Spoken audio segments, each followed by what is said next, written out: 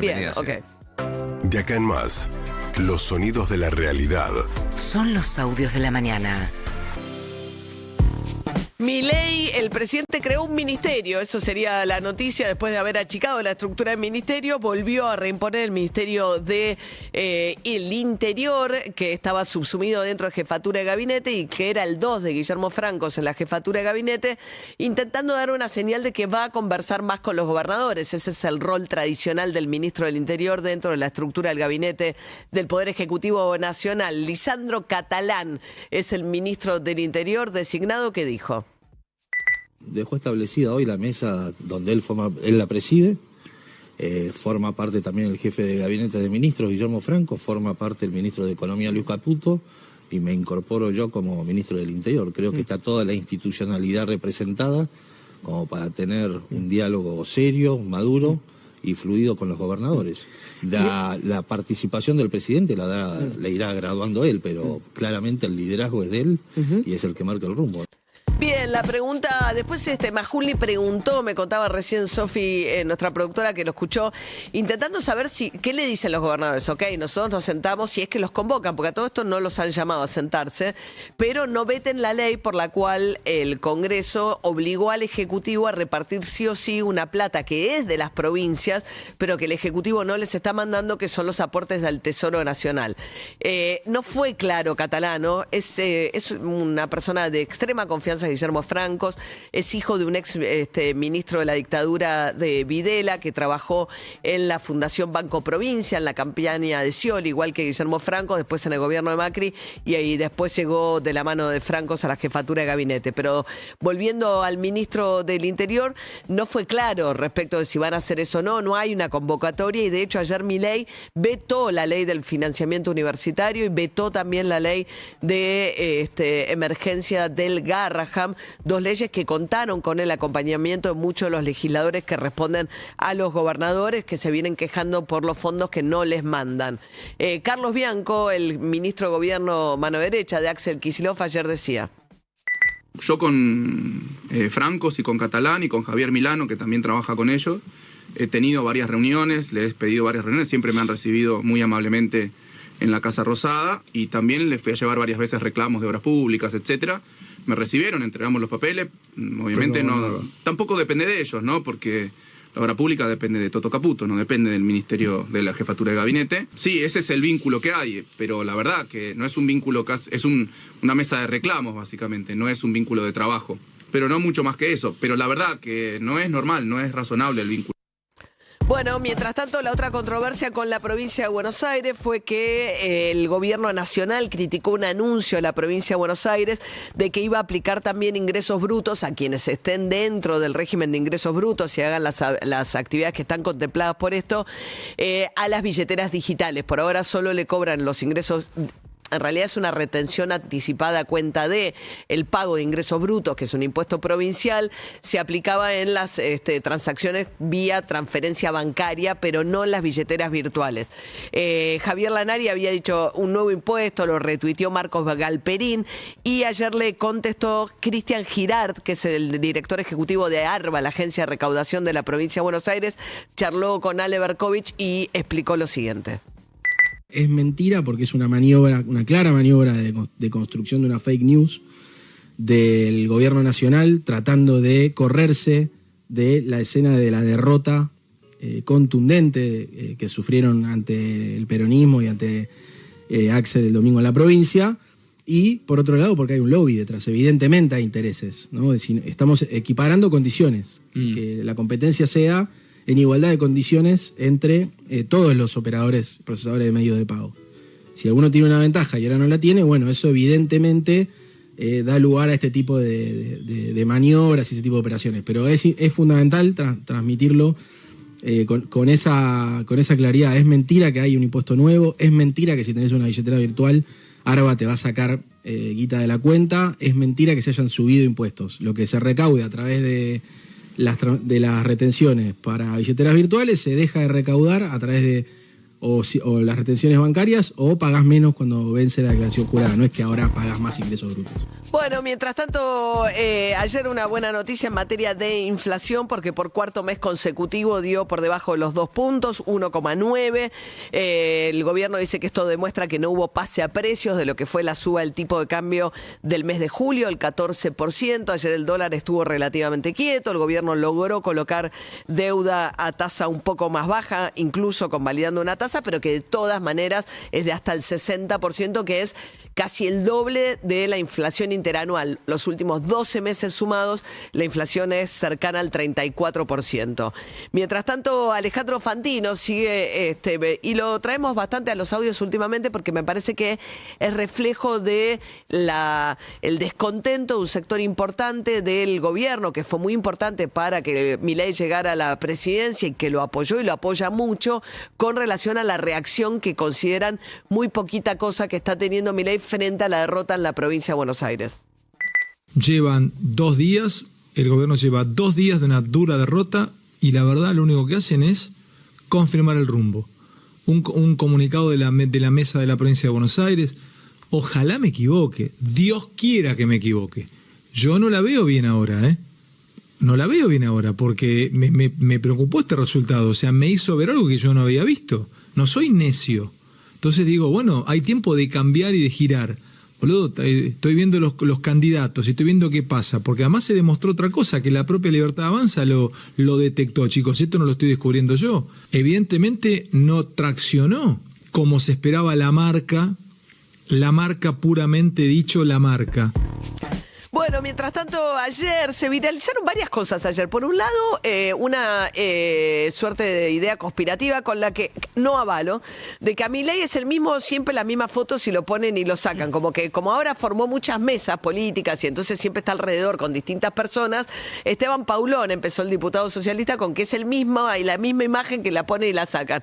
Acá Manu Krigen, nuestro productor, quería advertir que la altura de la campera del cierre está en distintos lugares y que entonces no es cierto. Pero la posición es muy parecida, por eso... Pero yo creo que él hace siempre la misma posición y se viste siempre muy parecido, sí, ¿no? También, sí. Ahora viene el calor cuando sigue abrigadísimo. Claro. Después estuvo Eduardo Feynman, que en vivo se comió un fake de Katy Perry, hablando de Katy Perry, supuestamente habiendo ido a visitar a Cristina Fernández de Kirchner, que era todo un montaje, pero se indignó todo lo que pasa ahí con Cristina Fernández de Kirchner en San José 1111, como le gusta decir.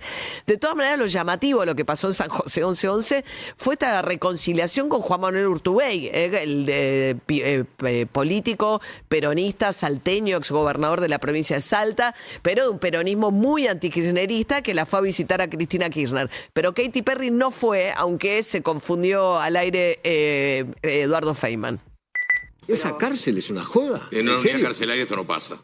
Pero la prisión domiciliaria no regulada desde el punto de vista penitenciario permite estas cosas. Pero ¿qué va? Sí, que también se manifestó, según se difundió en cuentas kirchneristas, rechazando la proscripción de Cristina Kirchner. Y la visita que quizás, repito, reciba y no nos enteramos. Claro, bueno, todo nunca tuvo Katy Perry con Cristina Fernández de Kirchner. No, pero todo esto es porque el día domingo ella se mostró con un cuadro de Eva Perón que le regalaron en el Hotel Faena porque había ido a ver un espectáculo de tango. Le gustó el cuadro y le dijeron, tomá, llévatelo, el dueño de una boutique de zapatos que hay en el Hotel Faena. Entonces, después hubo muchos memes. Claro. Y ella, y después Katy Perry cantó No llores por mí, Argentina, claro, en uno de sus recitales en el Movistar Arena, con lo cual, toda una gran confusión. Todo. Después se rieron un poco también de que Cristina Pérez mostró un cuadro de supuestamente una altísima fuente del Ministerio de Economía mostrando el plan económico en base a 2 rayitas. Y ahora les voy a mostrar un dibujito al que accedí gracias a una alta fuente de economía. Perdónenlo si me mostró el dibujito. Estos son las bandas. Estos son las bandas de flotación. Lo voy a leer a esto porque no quiero faltar a la letra de la explicación de esta alta fuente de economía. Cuando las bandas son creíbles, esto lo explicó el presidente con este papelito. Cuando las bandas son creíbles, las propias fuerzas del mercado, si toca el techo, lo llevan hacia adentro y cuando te acercas a la banda de abajo, las flechitas se empujan hacia arriba. En esto estaba pensando Milei cuando hizo el discurso en el que aceptó la derrota. Es desconcertante, porque la propia idea de la banda es esa, vos tenés un piso y tenés un techo, entonces tenés las dos rayitas, si baja por debajo de este nivel, que ahora debe estar a 950 pesos, el Banco Central sale a comprar dólares para empujar, aumenta la demanda y de esa manera empuja el precio. Si toca el techo y es una curva en la que la ves a la banda subir, digamos, en el medio ahí, claro, ¿se acuerdan cuando comprá campeón era cerca del piso, estaba en ese momento a 1100 y pico, y ahora está cerca del techo que es 1470, está ahí nomás del techo. No es la propia fuerza del mercado, en el medio salió el Tesoro a vender, según admitió el propio gobierno, 500 millones de dólares, no fueron la fuerza del mercado, fueron las fuerzas de los dólares del Tesoro que salieron a tratar de evitar que el dólar tocara el techo. Bueno, mientras tanto, Alex Oxenford, el embajador argentino en Estados Unidos, se refirió a la deportación de ciudadanos argentinos por parte del gobierno de Donald Trump, que ayer ya había deportado a otros ciudadanos argentinos, ayer llegaron 10 en un avión. ¿Qué dijo? Argentina es de los países del continente con menos casos. Claro. Literalmente han habido, creo que la lista de deportados es muy grande, no me acuerdo el número, no quiero decir un número equivocado, pero muy grande, y el número argentino es 17. Infinitésimo. Claro. Estamos hablando como que te diga 1.017.000. Sí, claro. O sea, es más o menos cero, ¿no? Bueno, eso no tiene que ver con la mejor o peor relación política que tengas con Estados Unidos, sino con el tipo de migración y el volumen de la migración que tenés. O sea, es evidente que México va a tener mucho más mexicanos por el tamaño de la frontera que tiene con México, y el tipo de migración de la Argentina a los Estados Unidos también es otro tipo de migración, como pasa con Venezuela y los migrantes que van los venezolanos a países limítrofes y los que llegan a la Argentina, que como vienen en avión y demás, por lo general son muchos de ellos profesionales, digamos, no es que nos hace un favor Donald Trump deportando menos gente, sino que es un universo mucho más chico también el de los argentinos en Estados Unidos.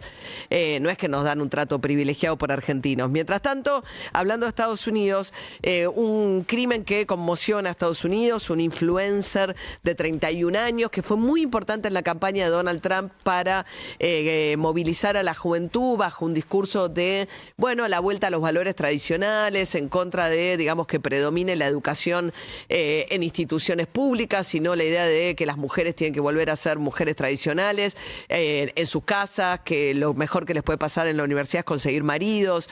Bueno, todo esto era un movimiento muy fuerte, ultra conservador, que llevaba adelante un joven de 31 años de apellido Kirk, muy cercano a la familia Trump, muy cercano al hijo de Trump, muy importante dentro del esquema, que fue baleado y lo mataron en el medio de un rally en Utah, en una universidad. Trump reaccionó de esta manera. To my great fellow Americans, I am filled with grief and anger. Estoy lleno de pena y de enojo. Heinous assassination of Charlie Kirk on a college campus por in el Utah. asesinato de Charlie Kirk en un campus universitario. Estaba hablando en un campus. Charlie inspired millions, and tonight Charlie all who inspiró knew a him millones y and millones de loved him personas. are Todos los que lo united in amaban shock and horror. están horrorizados. Charlie was a patriot. Era un patriota. Who devoted his life to the cause of open debate dedicó su vida and the country that he loved so much.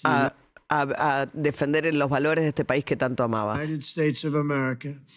He fought for liberty, democracy, justice, and the American people. Peleó por la libertad, la democracia y la justicia para los norteamericanos. He's a martyr for truth and freedom. Un modelo and there's never been anyone who was so respected by youth. No, es un modelo a seguir, a imitar, y nunca nadie fue tan respetado por la juventud. En sus redes sociales lo que puso Trump es acusó a la izquierda de haber cometido esto, lo mismo que Javier Milei, que lo conoció a Kirk justamente en la casa de Mar-a-Lago de Donald Trump. Mataron a uno de nosotros, dijo Oría, el documentalista de Javier Milei. Lo que pasa es que realmente no se sabe quién lo mató. No han identificado al asesino ni conocen tampoco las motivaciones de este crimen horroroso.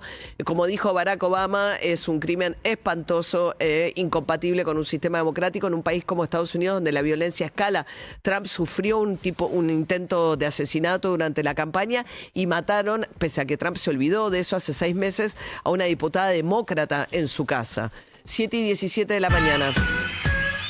Kids, MG, NT, 23 la máxima.